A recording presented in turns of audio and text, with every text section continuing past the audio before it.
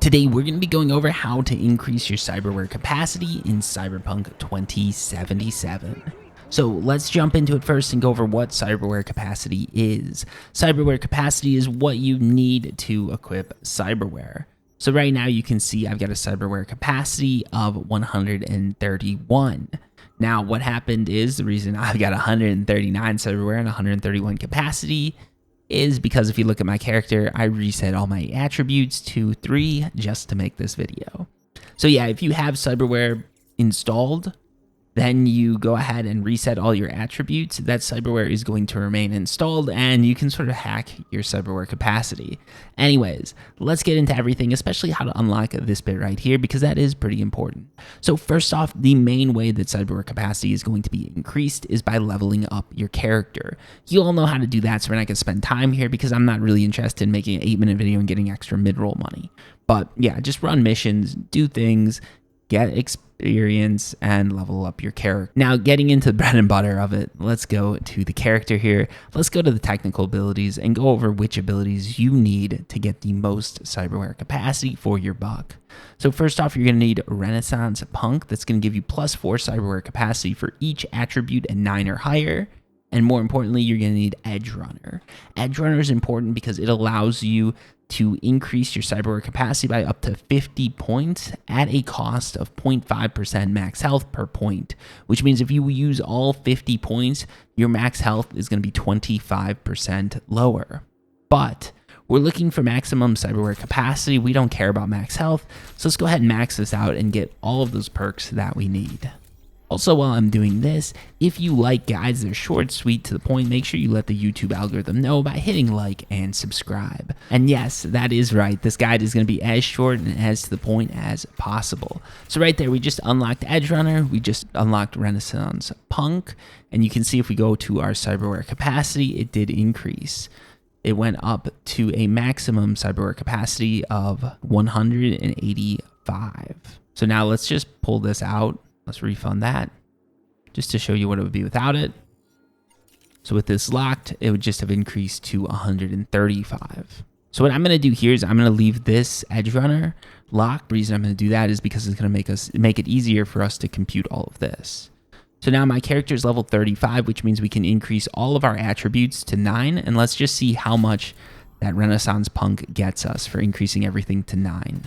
And just like that, using the magic of video editing, we've increased all of our attributes to 9. So you've got to be level 35 to do this if you're just looking to increase cyberware capacity and you don't care about any of the other attributes. This probably isn't the best way to level your character though, fair warning. Anyways, going over here, you can see that our cyberware capacity is now 151. So that's not too bad as far as bang for the buck goes, especially when you add in that 50 extra that you're going to get from Edge Runner. But if you're looking for a little bit more capacity, one way to do it is through skill progression, specifically of the engineering skill. When you get to level 10 of the engineering skill, you're going to increase your cyberware capacity by 5. And when you get to level 30, you're going to increase your cyberware capacity by 10. The best way to level up your engineering skill is through crafting. My recommendation would be to go sort of down here. There's a lot of stuff that you collected the components, but you never did anything with them. So something like this right here, I've got a lot of tier 1 item components. Just clicking this, I can craft all those tier 1 item components into tier 2 item components. Can change all those tier 2 item components into tier 3 item components. Then we're going to change them all into tier 4 item components. Oh my God, how does that work? And now we're going to go all the way to tier 5 item components. And now, if you go back, let's look at that. Let's see how much engineering skill we got. 3,975 engineering skill. Not too bad. It increased us from level 15 engineering to level 18, and that is the power of crafting. You can also get some engineering skills by breaking down weapons and items. So if you take a lot of these sort of junk items right here, you can break them down. From breaking them down, you're going to get components that you can use for crafting.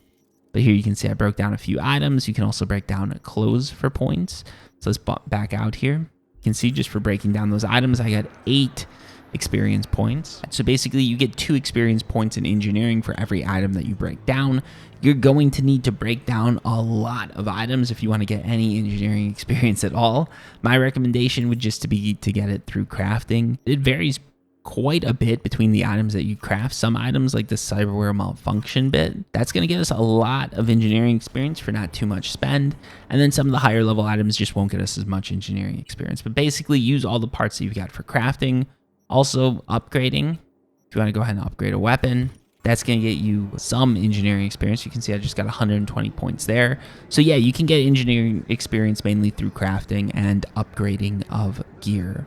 And finally, there's one more way that you can increase your cyberware capacity, and that is through shards. The best way to get shards is if you have the Cyberpunk Phantom Liberty expansion, getting those drops and hoping that you get lucky and get a shard that specifically increases cyberware capacity.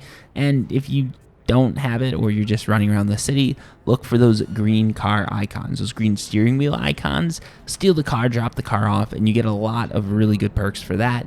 In addition to cyberware capacity shards, you're probably going to get some good weapons, a decent amount of money, and some other really useful skill increases. Anyways, that's how to increase your cyberware capacity in Cyberpunk 2077. If you like the fact that this guide was short, sweet, and to the point, make sure you hit like and subscribe, because even though these are short guides, they do take a bit to create and sort of chop everything down to a reasonable amount.